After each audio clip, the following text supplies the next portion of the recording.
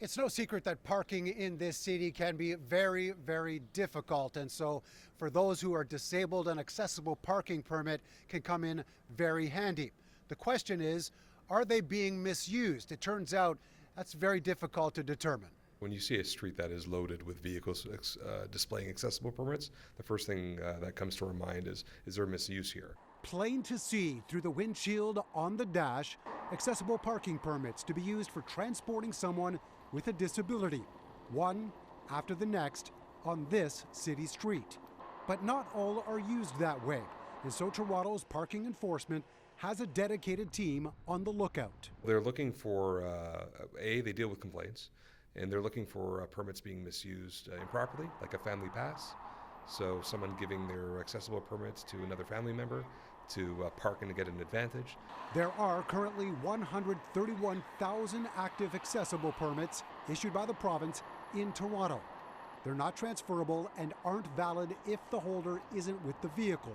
CityNews took a random sampling of 3 separate downtown streets and found 56 of 79 vehicles, or 70%, had accessible parking permits. All are presumed to be legitimate until proven otherwise. I don't know that there is an accurate number of how many there should be that would lead you to conclude that there are too many there and therefore there may be something wrong. Toronto's parking enforcement points out there were more than 16,000 total accessible parking offenses in 2023 and nearly 3,000 this year to date.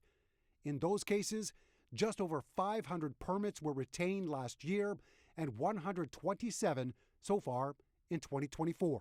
There are times that law enforcement improperly tickets someone for using a disability parking spot where they have a valid permit, but the officer didn't check for it, which means the person with a disability now has to go and fight the ticket that was wrongly given to them. Exemptions to those with a permit in Toronto include being able to park in signed prohibited areas, being allowed to exceed the maximum parking limit, and not having to pay at a machine. If someone's caught, they'll receive a parking ticket for whatever offense they're in contravention of.